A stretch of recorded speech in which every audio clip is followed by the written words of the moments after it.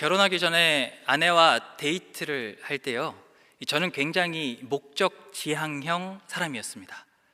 하루는 오이도를 같이 가기로 했는데요, 가는 지하철 안에서 아내가 저한테 왜 이렇게 말이 없냐고 물어보는 거예요. 그때 저는 이 오이도에 도착하면 과연 어떻게 데이트를 해야 될까, 이런 고민을 하고 있었는데요, 그래서 아내에게 그런 고민하느라고 말이 없었다 그랬더니 저희 아내가 하는 말이요, 그럼 지금은 데이트하는 게 아니야? 이러는 거 있죠. 제가 그 말을 듣고는 이 뒤통수를 한 대 팍 맞은 것 같은 그런 느낌이었습니다. 그러게 말입니다. 여러분, 지하철 타고 가는 그 순간에도 사실은 데이트하는 건데, 저는 그때까지만 해도 마치 어느 장소에 도착해야지만 거기서부터 데이트가 시작되는 것처럼 그렇게 생각하고 행동했었거든요. 어쩌면 많은 어떤 성도분들은 이 성경을 읽으실 때 제가 그 데이트했던 방식처럼 굉장히 목적 지향형으로 읽지 않으실까, 그런 생각을 좀 해봅니다.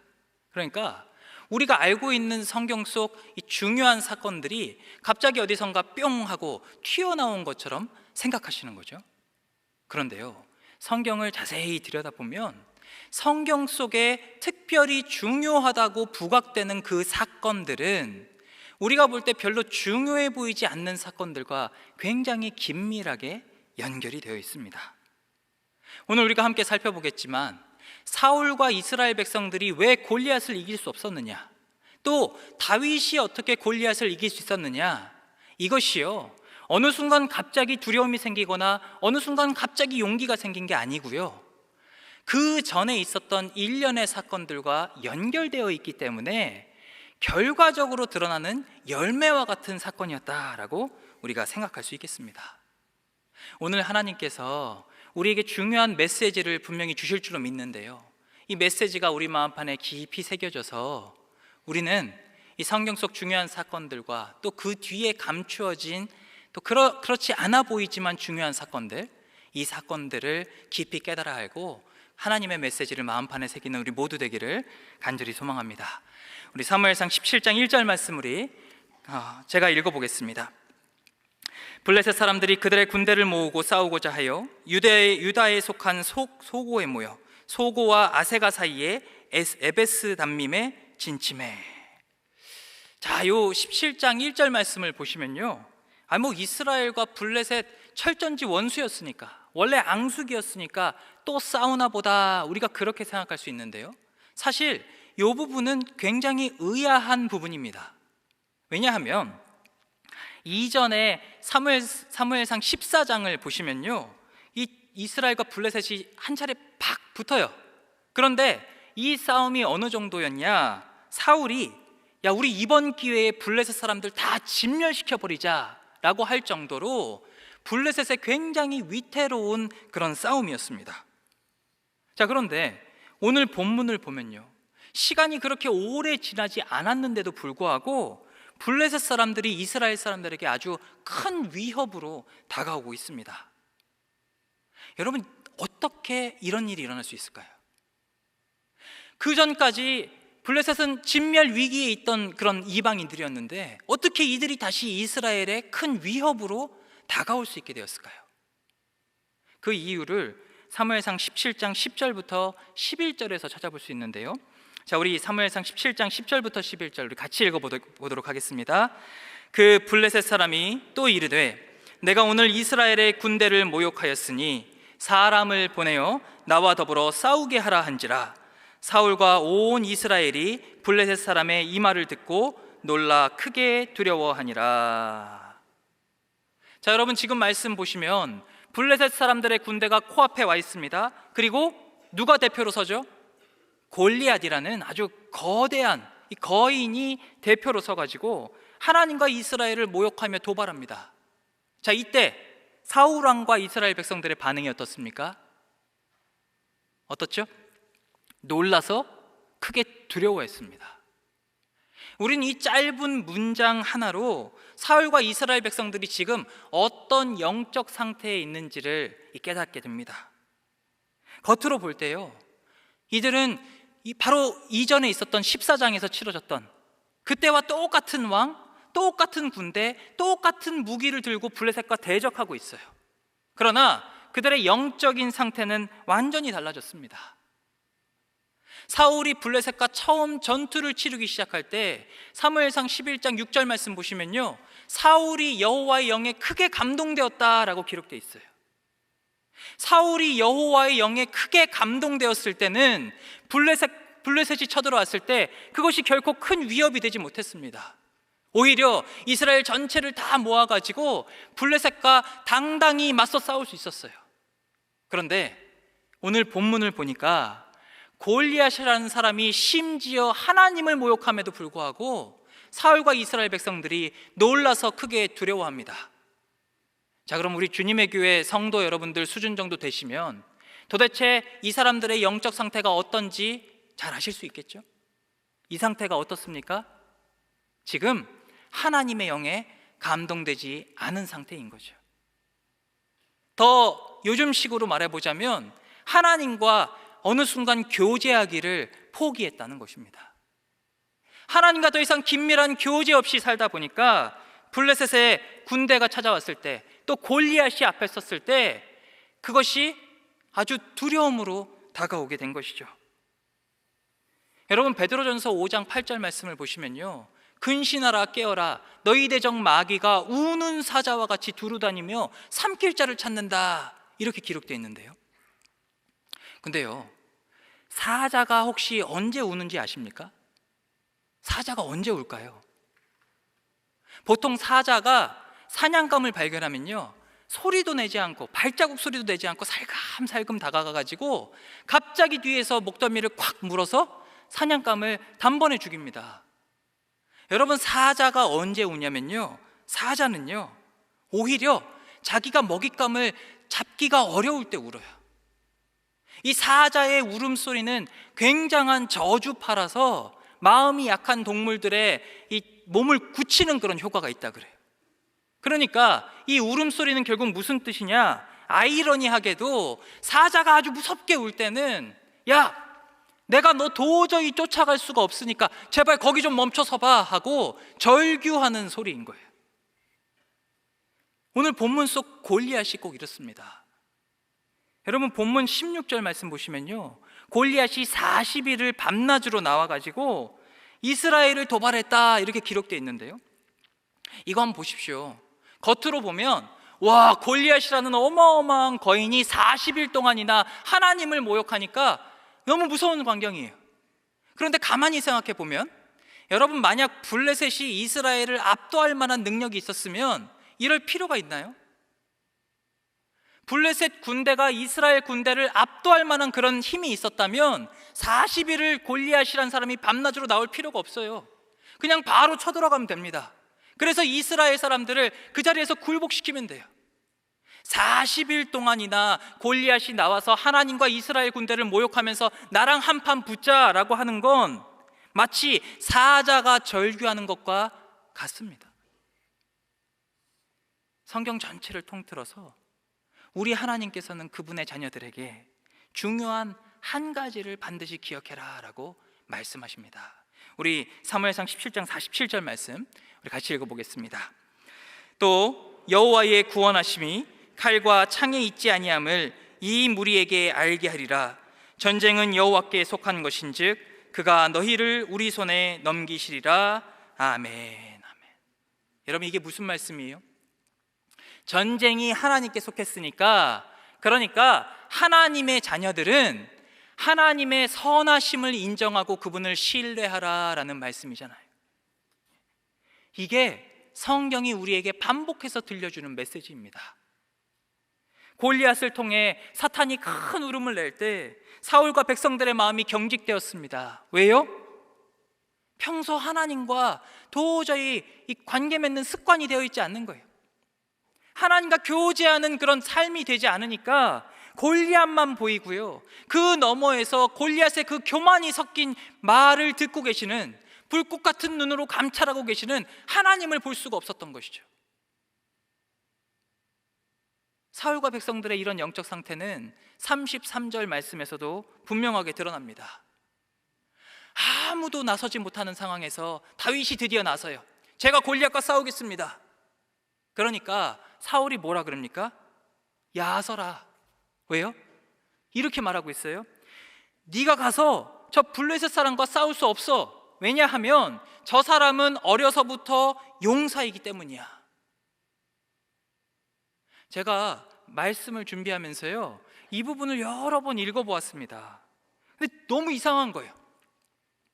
요즘처럼 인터넷이 발달해서 이 인터넷에다가 골리앗 치면은 연관 검색어로 싸움 천재 뭐 이렇게 뜨면은 또 모르겠는데요, 여러분, 골리앗이 어려서부터 용사인 걸 사울이 도대체 어떻게 알 수 있었을까요? 아마 블레셋 진영으로부터 소문이 들려왔다거나 아니면 골리앗이 내가 어려서부터 용사였다라고 떠벌리는 거 들었겠죠. 이스라엘과 블레셋 사람들은 철전지 원수였기 때문에 이 중에 섞여 사는 사람들은 있을 수가 없었습니다. 그러니까 심지어 이스라엘 어떤 사람이 보고 와서 왕이시여 저 사람은 어려서부터 용사입니다 이렇게 말해줄 그런 상황도 아니었다는 거예요. 사울은 그저 뜬 소문만 듣고 저 사람은 어려서부터 용사인데 내가 보기에 다윗 너는 저 사람과 싸워서 이길 수 없다라고 지금 만류하고 있는 상황입니다. 사랑하는 성도 여러분, 우리가 바로 이 장면을 좀 마음판에 깊이 새기기를 간절히 소망합니다. 이스라엘 앞에 서 있는 골리앗은 지금 우는 사자인 거예요. 그리고 오늘날 성도를 향한 세상도 우는 사자 같습니다. 이 위협적인 겉모습과 더불어서 뜬 소문이 막 돌기 시작하면은 보통 사람들은 지레 겁을 먹어서 실제로 눈에 보이는 것보다 그것을 훨씬 더 크게 생각합니다. 여러분, 분명 세상은 강한 힘을 가지고 있어요. 그러나 그런 세상을 향해 우리 주님 뭐라 그러셨습니까? 요한복음 16장 33절 말씀에 세상에서는 너희가 환난을 당하나 담대하라 내가 세상을 이기었노라. 여러분, 두려움과 고민에 사로잡힐 때요, 눈에 보이는 것이 문제가 아니라 눈에 보이지 않는 하나님을 신뢰하지 않는 내가 문제라는 것을 우리는 분명히 기억해야 할 줄로 믿습니다.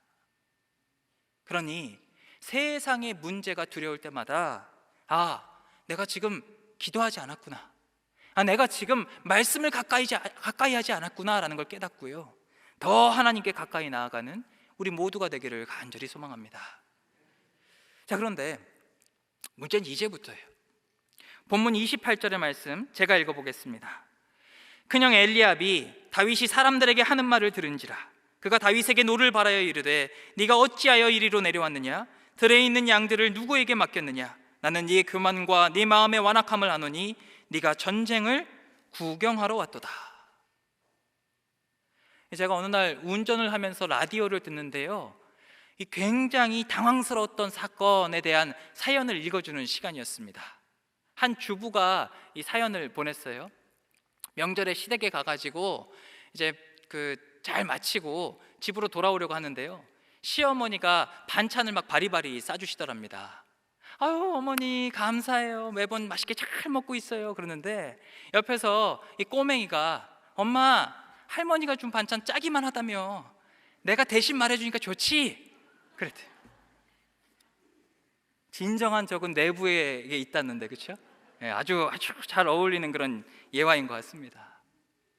여러분, 근데 앞으로 이 골리앗을 물리치게 될 다윗이 만난 내부의 적에 비하면요, 이 사연은 애교에 불과해요. 이스라엘 중에 아무도 내 목숨 내놓고 골리앗과 싸우겠다 한 사람 없었거든요. 다윗만이 내가 하나님께서 주신 이 비전 가지고, 이 마음 가지고 내가 골리앗과 싸우겠다 이렇게 말을 하는데, 바로 이 순간 형 엘리압이 뭐라고 말합니까? 세번역 성경이 느낌을 굉장히 잘 살려서요, 우리 한번 같이 보겠습니다. 자, 한번 같이 읽어볼까요? 우리 누군가 나에게 이런 말 한다 생각하시고 한번 같이 읽어보겠습니다. 이 건방지고 고집센 녀석아, 네가 전쟁 구경을 하려고 내려온 것을 누가 모를 줄 아느냐? 여러분, 이게 사람이 할 소리입니까? 그러면 이런 말을 하는 형 엘리압은 그동안 뭐 하고 있었죠?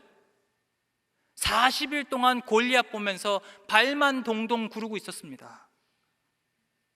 여러분, 만약 여러분이 이런 상황에 처해 계시다면 그런 마음이 어떠실 것 같으십니까?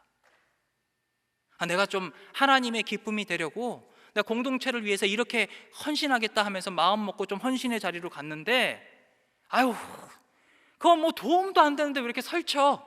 뭐 이런 얘기 들으시면 여러분 기분이 어떠시겠어요? 아마 두고두고 이 말이 생각나가지고 다시는 내가 교회 일 안 한다, 뭐 이렇게 생각하시지 않겠습니까? 아유, 설마 우리 주님의 교회는 그런 일들이 없던데 다른 교회가 설마 그럴까, 뭐 이렇게 생각하실 분들 계실지 모르겠지만, 여러분, 교회도 연약한 사람들이 모이는 곳이라 서로 같이 일하다 보면 오해도 생기고요, 또 소문에 막 살이 붙기 시작하면서 상처가 되는 말들이 여기저기 날아가서 사람들의 마음을 아프게 합니다. 우리가 앞서 나누었듯이 사탄은 믿음이 약해진 사람들은 겁을 주어서 넘어지게 하고요, 믿음이 좋은 사람들은 지금 다윗의 상황처럼 다른 지체들을 통해서 삼키려고 해요. 하나님께 예배드리려고 모인 우리가 정말로 주의해야 할 것은 바로 이 내부의 적으로 인해서 넘어지는 것입니다. 실제로 이 믿음이 좋았던 많은 분들이 어디 세상의 사람들 때문에 그런 게 아니고요, 교회 안에 같은 지체들 때문에 상처받아서 교회 공동체를 떠나거나 아니면 믿음마저 잃어버리는 것을 저도 보았는데, 아마 우리 성도 여러분들도 그런 사례들 알고 계시지 않으세요? 교회사를 보면 그런 일들로 인하여서 참 시험에 많이 든 사람들이 기록되어 있곤 합니다. 여러분, 그런데 다윗을 보시기 바랍니다. 다윗은 어떤 사람이에요? 그는 사무엘을 통해서 기름 부음을 받았어요. 그러니까 장차 왕이 될 사람인 걸 다윗이 알고 있었던 거예요. 사무엘만 알고 있었던 게 아니라 다윗은 이미 기름 부음을 받았기 때문에 내가 왕이 되는구나 알고 있었어요. 그리고 다윗은 이때 사울 곁에서 수금을 타면서 사울의 총애를 받고 있던 사람이었습니다. 자, 이런 상황에서 다윗이 너무 억울해요. 형한테 막 이렇게 얘기합니다. 형, 내가 누군지 잊었어? 나 말이야 장차 왕이 될 사람이야. 형, 내가 지금 현재 사울왕에게도 총애를 받고 있는 사람이야. 형이 뭐가 잘나서, 뭐 이렇게 말할 수도 있었을 거예요. 하지만 오늘 본문 보니까 다윗은 별다른 대꾸 없이 엘리압의 말을 무시하면서 진짜 싸움에 집중합니다. 여러분, 바로 이것이 다윗이 골리앗을 이길 수 있었던 승리 뒤에 감추어진 진정한 승리예요. 물론 여러분, 오해하지 마셔야 될 게 있어요. 다윗이 로봇이 아니에요. 다윗도 사람이기 때문에 당연히 마음이 상했을 것입니다. 그런데 만약에 다윗이 엘리압과 그 자리에서 싸우면서 혈기를 부렸다면 어떤 일이 벌어졌을까요? 어떤 일이 벌어졌을까에 대해 민수기 20장 10절부터 11절에 아주 좋은 예가 하나 있습니다. 우리 한번 같이 읽어볼까요? 같이 읽겠습니다. 모세와 아론이 회중을 그 반석 앞에 모으고 모세가 그들에게 이르되 반역한 너희여 들으라. 우리가 너희를 위하여 이 반석에서 물을 내려 하고 모세가 그의 손을 들어 그의 지팡이로 반석을 2번 치니 물이 많이 솟아나오므로 회중과 그들의 짐승이 마시니라. 여러분, 모세와 아론이 어떤 사람들이었죠?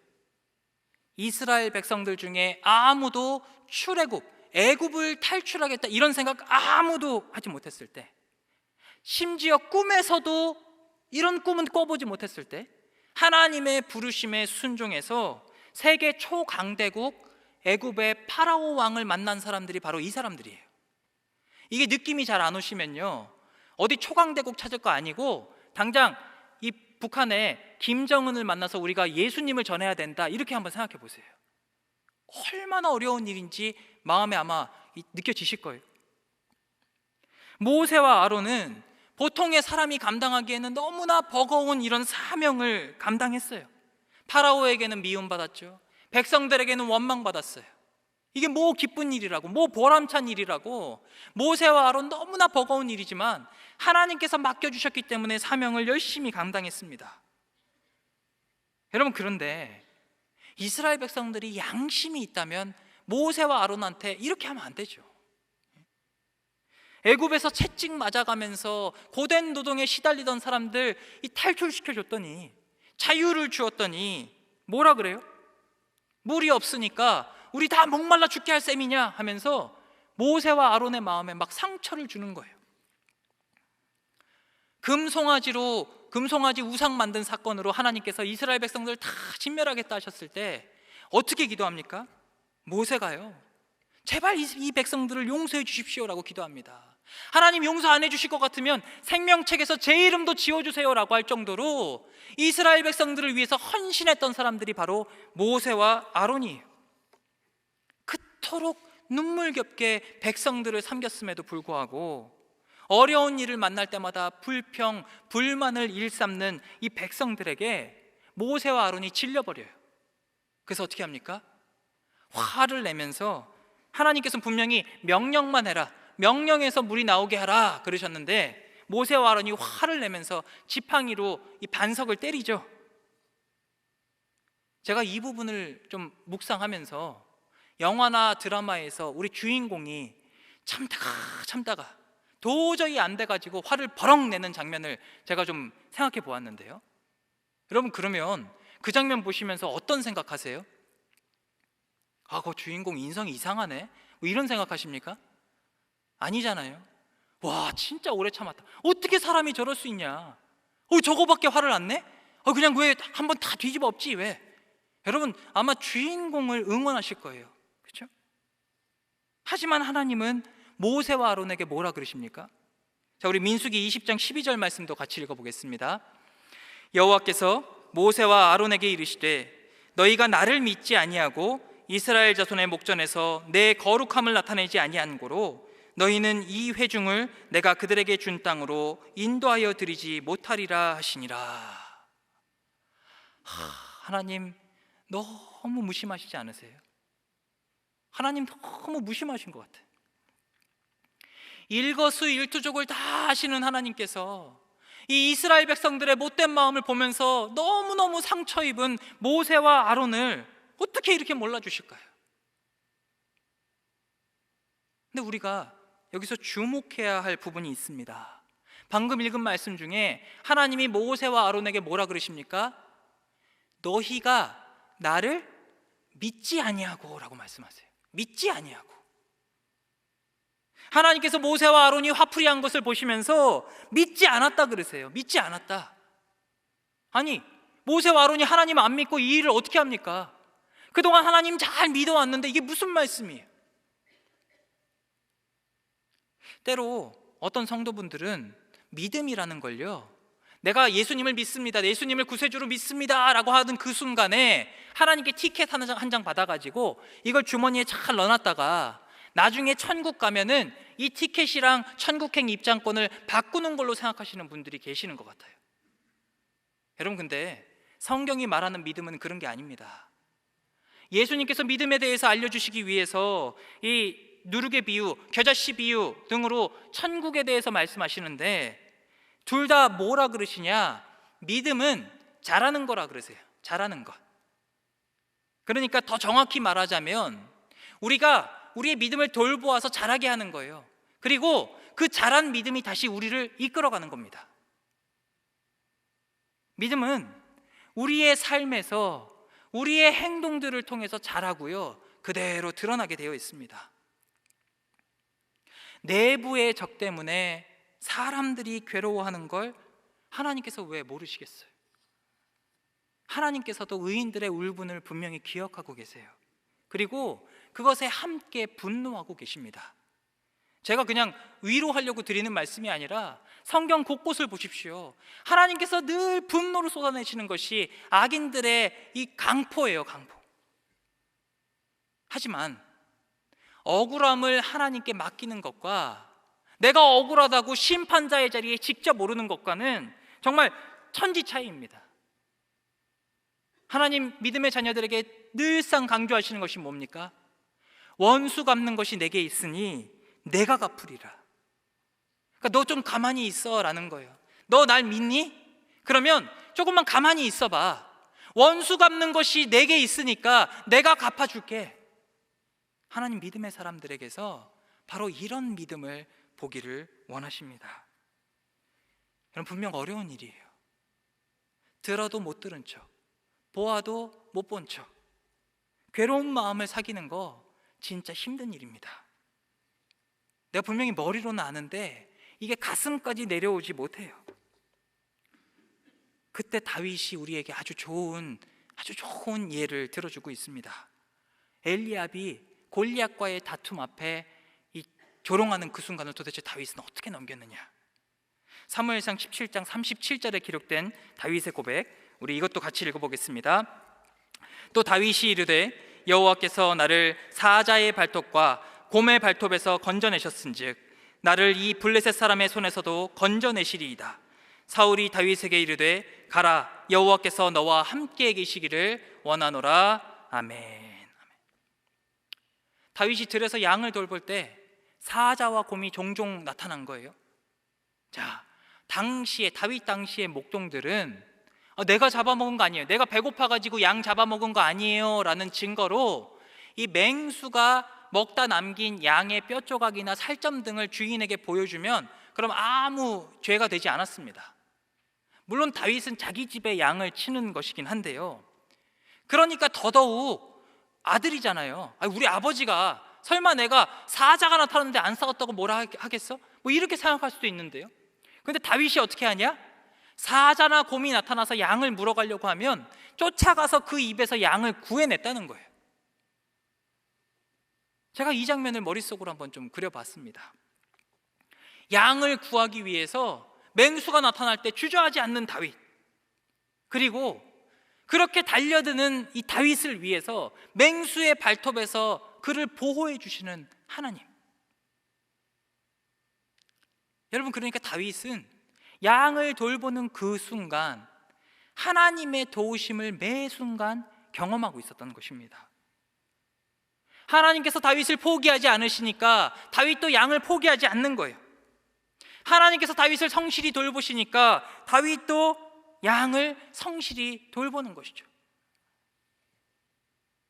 누군가에게 받은 상처를 간직하고도 다시 상처받을 자리에 갈 수 있는 용기는요, 삶에서 하나님을 깊이 체험하는 사람에게만 주어지는 것인 줄로 믿습니다.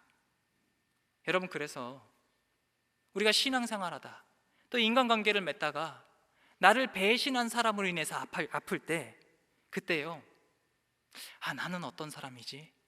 나는 어땠지?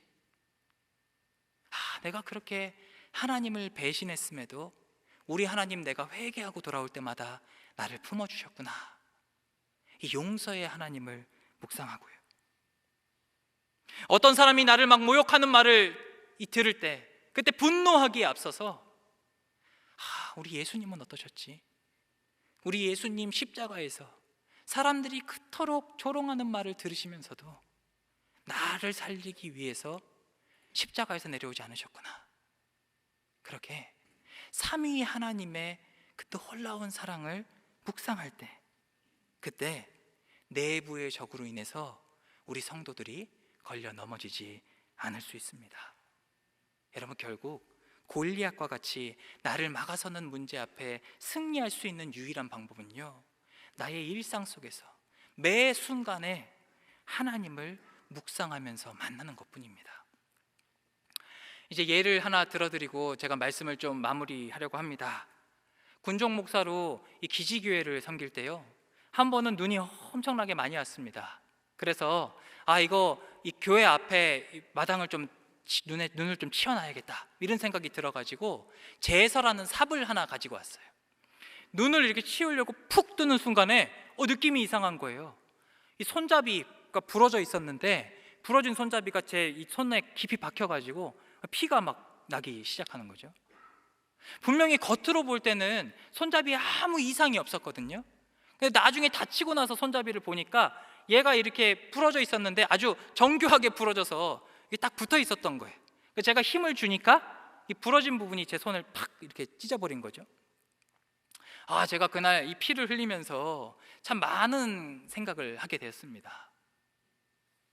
여러분, 어쩌면 이 문제가 너무 커 보여서 눌려 있는 분, 또 어떤 내부의 지체로 인하여서 마음이 깨지고 심령이 상해 있는 분, 이런 분도 이런 제설사과 같지 않을까 그런 생각을 해봐요. 겉으로 보기엔 별 문제가 없어 보이는 거예요. 그런데 하나님께서 그분을 쓰시려고, 그분을 사용하시려고 힘을 주시는 순간 이 도저히 쓸 수 없는 그런 삽이 되어버리는 거죠.